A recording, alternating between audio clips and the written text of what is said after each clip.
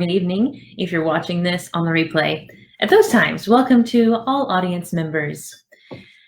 So today we're going to be diving into the 4 questions that reveal which idea for you to chase first. This is a big question that came up last week with Doug brought it up.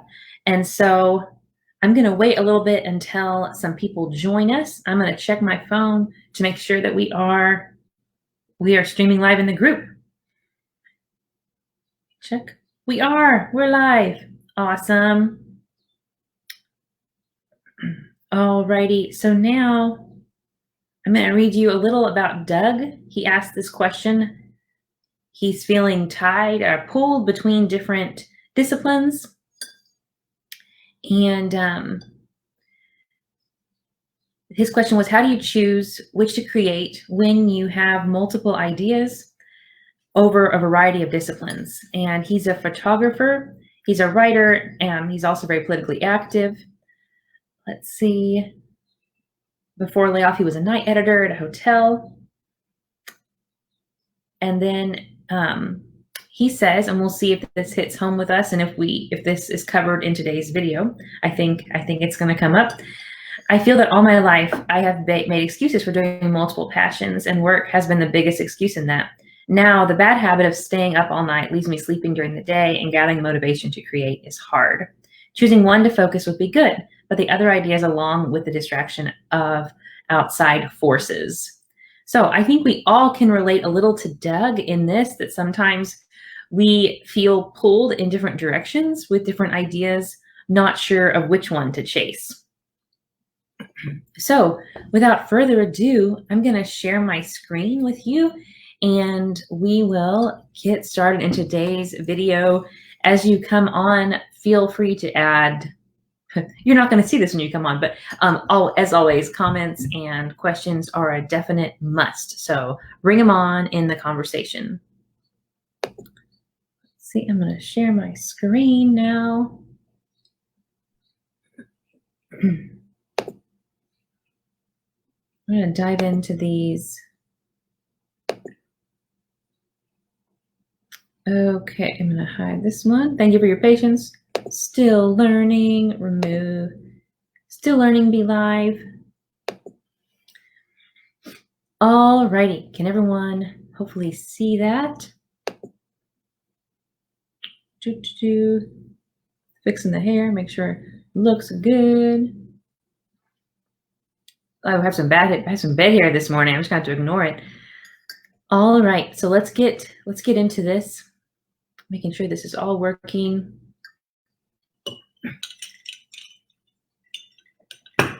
4 questions that reveal which idea to chase first, and what's really going on when you can't decide. Hey, we have a viewer. Welcome, viewer. Who are you? Is it Doug? Show yourself. Welcome, welcome, welcome. Glad you're here. Go ahead and comment below if you can relate to this. Give me a yes or a thumbs up that you have experienced a time in your life when you had too many choices pulling you in different directions. And this is very normal. And I hope you can see this picture. Hopefully it's showing up soon. Make sure. Okay, for some reason, it's not showing up. Let me see. Okay, got it. I'm on it, friends. I figured it out. So sorry. Okay, welcome, viewers. Go ahead and give me a thumbs up or a yes in the comments if you can relate to this. If you've ever had a moment where you were pulled in different directions of different ideas over different disciplines, using different talents, let me comment below with a yes or a thumbs up. And pardon the technical difficulties. Hopefully now, there it is. It's coming up. Okay.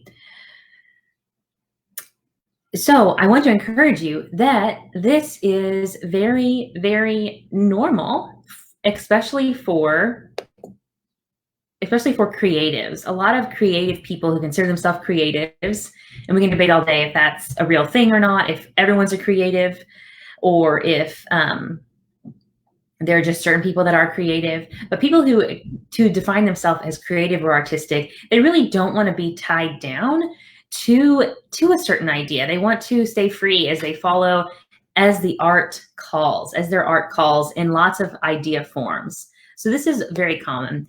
It's also very common to have lots of ideas if you are if you're wired to be an entrepreneur like myself. And I'm sure the people I know in this group that I intentionally invited who are writing their first book or blogging or they're podcasting or they're coaching or they're starting to do those things, you are wired like an entrepreneur. And there's a great statistic, and I'm going to have to look it up and put it in the comments of this video, that entrepreneurs, they have hundreds of more thoughts a day compared to people that are not wired to be entrepreneurs. And this is a great quote from Stephen Baskerville of Forbes.com. He says that entrepreneurs think incessantly. There's no off button for entrepreneurs in their mind.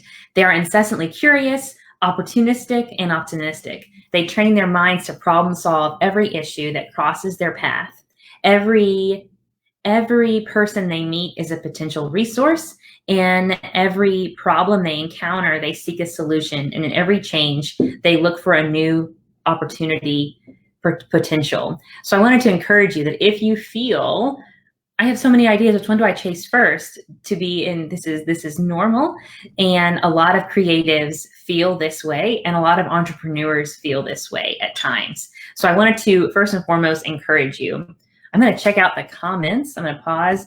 Doug is here. Good morning, Doug. Glad you're here. Thank you for giving us this great question. And we're going to explore it now.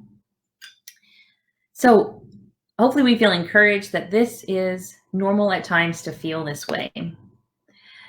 And at the same time, there could be a deeper issue at play if you are asking yourself, I just have too many ideas. I don't know which one to chase first because they all seem right. So I'm going to challenge you today to check within and see if there is a deeper issue going on here. At times, it can be a limiting belief that's only holding you back. It could be a story that that I'm telling myself, that the reason I'm not moving toward taking any action toward any idea is because there's just too many ideas, and I have too many talents that I could be using and too many disciplines. So it's a limiting belief, and there is a deeper issue going on. And I can relate to this, and I will share my story about this.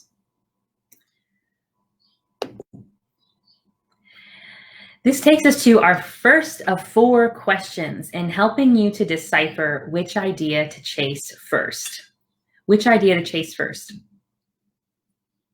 The first question of the 4 questions that you all been on the edge of your seat for is number 1. Am I afraid of committing to one idea because committing could lead to failing? I'll repeat that. Am I afraid of committing to one idea because committing could lead to failing? This really hit home with me when I had to ask myself this. And I know that there might be others out there that feel this way too. And when I read Doug's message at the beginning of this video, he kind of alluded to this a little bit. He alluded to excuses and fear. And go ahead and give me a thumbs up or a yes in the comments if that hits home with you. And for me, I really experienced this when my second book was coming out, and I got intentional with a business coach to create a marketing plan. And at the same time, I was launching a coaching business where I was coaching content creators in the creating and marketing of their content. And I had worked with a branding coach the year before, and I knew my target market was other recovering holy rollers / spiritually attuned go-getters that were not afraid of their ambition, that had their hearts all about serving others, and did not think that it was good and right or Christian to play small, like some of our religious upbringings have told us. And so I knew my target market. I had good content, but when I started moving toward that goal of a marketing plan, it felt a little overwhelming at first. And I had to learn organic social media marketing, which is what I coach now. And I had to I had to get on sales calls, and that was uncomfortable at first. And so what I did was I reached out to my business coach who's going to be joining us this Tuesday night. And I said, I literally said this. I said, I just want to be like Pat Flynn and do passive income courses. So how can I do courses online? And then the next week, kid you not, I started an Instagram, and I have a picture of this on the next few slides. I started an Instagram that was all about critiquing book cover designs. Which is ridiculous because it is my publisher and friend suggested I do that because we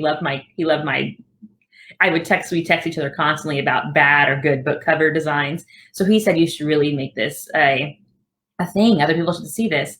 So I was thinking I could do online courses, passive income like Pat Flynn. I could do an Insta blog about book cover designs. And then my business coach reminded me that what I was experiencing really was fear of committing. And he reminded me to get focused. What is my focus? What is the work I was called to do here? And that is, I'm my personal calling, the work that I'm called to do now is I want to encourage and equip spiritually attuned go-getters through written and spoken word to find confidence and certainty in who they were meant to be. And I do that through books, through talks, through podcasts, period. And so tapping into my reason for being so thinking of these other ideas was that for me, it brought me comfort to kind of start an online course and then kind of toy with an Instagram blog, because that kept me from failing at this at times overwhelming work of building a marketing plan for my book and then starting a coaching business. So I was reminded, I don't know about any of you out there, but I have, if you have done martial arts, feel free to comment below. My husband and I met in a Hapkido class. So we met on the sparring mat. When you are starting out toward an idea, it is very similar to sparring on a mat. Failure is inevitable, and that's the only way you learn is getting out there and trying a different form or trying a different move, falling, getting back up. So failing is inevitable in any idea that you're going to chase, in any goal you're going to create. So getting used to that fact. Welcome, we have another viewer. Go ahead and give me, glad you're here. So glad you're here. Let's see who you are. Because the annoying thing about Be Live is it doesn't show me who is on. And so I'm so sorry about that. I need to figure out how to fix that because I want to see who you are. I know Doug's here, and then we have another friend. Glad you're here. So failure is inevitable. And if you are an Enneagram 3 like myself, if you are a high-performing, high-functioning person whose main motive is, am I impressing you? Am I appearing successful? Which chances are a lot of you in this group are wired that way. We have to remind ourselves that failure is inevitable and necessary for growth. And the sooner you start failing, the sooner you start growing and succeeding. Isn't that crazy to think about?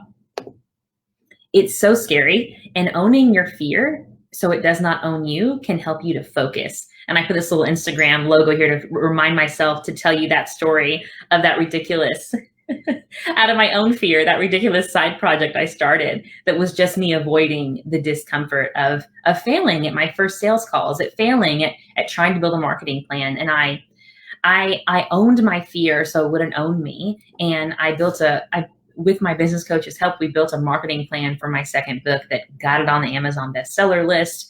I started feeling more comfortable and on sales calls and getting clients. And so I had to own that fear, that was the reason why, for me, that I was telling myself a limiting story, that there are too many ideas, too many disciplines out there for me to chase. Okay, I want to make sure I'm getting comments. Okay, a resource that helps me over the years. Okay, thanks, Doug. How do you like terminology? Got it. Okay. As we mentioned a minute ago, there is great power in focus. And that's what I was brought to mind when I felt overwhelmed and I started doing the Insta blog, or I want to be like Pat Flynn. That's Pat Flynn's life. Like, what's next life? What's your life? What's the work you've been made to do? And a great example of power in focus, focusing on one idea, focusing on one goal to chase right now, is this beautiful example of the magnifying glass, that there is this, when there is a focused ray of heat, it can set a whole forest on fire. Isn't that crazy? So I would encourage you, even if you are an artist, even if you consider yourself a creative, to really tap in with that first question. Am I afraid of committing to one idea because that would mean I'd be committing to potentially failing?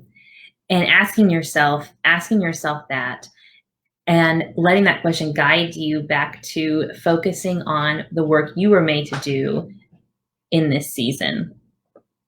Okay, let's go to question number 2. So we already checked in on that fear. Let me check myself, making sure we have a stream going. Okay, so once you checked in on that first question and you're owning your fear so it doesn't own you, you're ready for the next 3 questions. Okay, what idea am I working on when I lose all sense of time? What idea am I working on when I lose all sense of time?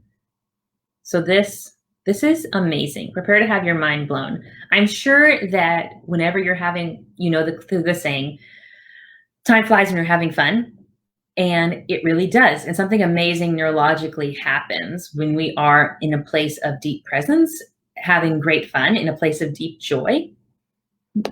And this all has to do with the thalamus part of the brain. Prepare to have your thalamus blown, if you will. This is so encouraging and amazing. And I think it's a way that how God wired our brains that we can trust this.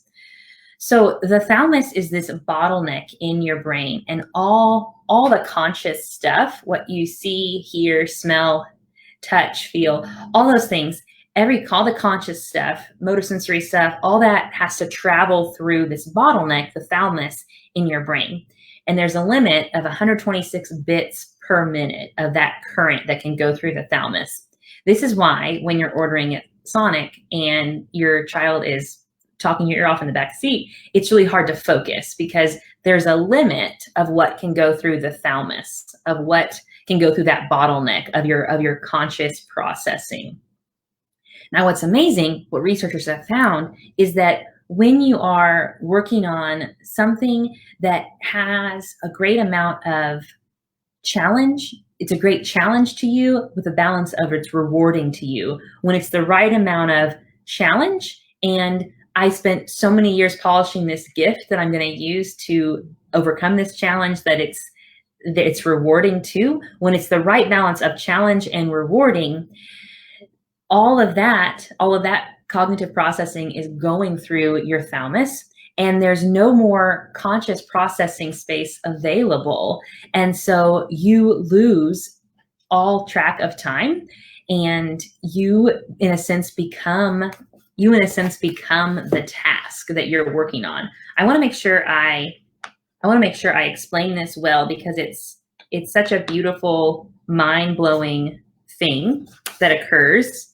And so I'm actually going to read from my book, I Am My Own Sanctuary, when I talk about this, when the joy of being in flow, and how we can trust that when this happens to us, when these moments come, that we lose all track of time, that is the work we were made to do. So here, Dr. Alan Hamilton, he's a neuroscientist, he says, as a challenge calls on more of a rewarding skill, we bring a greater focus to it. More and more sensory information is pulled into performing the task, and less conscious processing is available for other things. Thanks to the bottleneck, the thalamus, we lose awareness of what is going on around us, of how time is moving, and even we lose awareness of our own thought processes. The task literally pulls so much current, so much sensory juice, that we lose our self-awareness and we become the task. This is called being in the zone, the state of mind. We lose our self-awareness and become the task. And he goes on to say how when we're working on something that is beautifully rewarding and beautifully challenging to us, that it moves to nearly this self-conscious space in our brains. Isn't that amazing? And so this is a good way to tell which idea are you meant to work on in this season. Ask yourself, which idea do I lose all sense of time when I'm working on it? Amazing, Thalmus. Okay, question number 3, coming to the end. Question number 3, which idea has even the smallest bit of momentum already behind it? Which idea has even the smallest bit of momentum behind it? So this could be, which one has a potential customer or buyer already made him or herself known? Maybe they have said, hey, I know that you make beautiful flower arrangements. If ever you decide to do that as a business, my wedding's coming up next year, whatever. So which one has an interested buyer or interested client already? Which one has a niche mate come up in this area? And by niche mate, I mean someone who is doing the work that you're doing, serving the audience you want to be serving. They're not your competitor, they're your niche mate. And by connecting with them, you expand your audience, and you learn and grow and you polish your skills. So is there a person who is doing similar work as you that has come up and has mentioned possibly partnering with you or picking your brain about this? And so that type of momentum, are there potential doors being open for that skill set or that idea? Did you 2 years ago, did you start a Google Doc about this idea? So, and you loved it so much, but then life got the best, life had other plans. So number 3, which idea already has a little bit of momentum around it? Okay, and then number 4, which idea's first step fits well into my life right now? And we are making this video, we're talking right now during the quarantine of COVID-19. And so although we are shifting and adjusting and we're making our goals work, if to our hearts that we need to chase these goals, there is a possibility that when you think through these ideas that you're trying to decide which to chase first, I'd encourage you to write down the first step for each of them that it would take to get that idea moving, to propel you toward that idea. Think through those ideas. Write down the first step it would take for each, and then which of those first steps makes the most sense for your life currently. And then take that first step, because as we talked about in last week's video, 3 lies we tell ourselves that keep us from creating content. That video, we talked about this amazing book and this amazing concept, the 5-second rule by life coach Mel Robbins. We know neuroscience tells us that by physically taking an action step toward a goal, we're more likely to take the second and third step. And our brain, as soon as we take that one step, our brain will stop telling us all the reasons why we shouldn't take that first step, all the negative self-talk, all the fear, all the limiting stories, all the lies we tell ourselves. As long as we keep moving, taking one step at a time, those will all quiet. They'll get quieter and quieter. You'll have more power over them. So think through these ideas and write down the first step of each. And whichever of those first steps fits the best into your life, take that one. All right, so these are 4 questions to reveal what idea to chase first. Number 1, am I afraid of committing to one idea because committing means I could fail, and failing is inevitable and necessary for growth? It's like a sparring mat. You only learn by getting out there and getting knocked down. Number 2, what idea am I working on when I lose all sense of time? That means it's bringing you the most amount of, it's equally rewarding and challenging to you. It brings you the most joy. I believe it's a holy, divine way of telling you this is the work you were made to do, especially in this season. So what idea am I working on when I lose all sense of time? Which idea already has even the smallest bit of momentum behind it? And that can be a potential buyer. If you ever were to do this idea, a niche mate wants to pick your brain and work with you on this. Other doors opening. You wrote about it in a Google Doc 2 years ago. Like the smallest bit of momentum, go with that idea. And then lastly, number 4, which idea's first step fits well into my life right now? Which idea's first step fits into my life right now? Those are a good review of these 4 questions. If you're just tuning in, I remind you to go back and watch the whole video. I tried to keep it under 30 minutes today. And then I hope that these 4 questions lead you to clarity as you chase that idea. What felt like, blah, I have 5 ideas, different disciplines, different talents I could be using. Hopefully, after you ask yourself these questions, it will lead you to one big ol' idea you need to be focusing on right now. I would highly encourage you to come back this Tuesday night at 7 Central Standard Time. My friend and business coach, AJ Amix, he is the growth strategist for creative entrepreneurs. He helps you expand your exposure and your profits.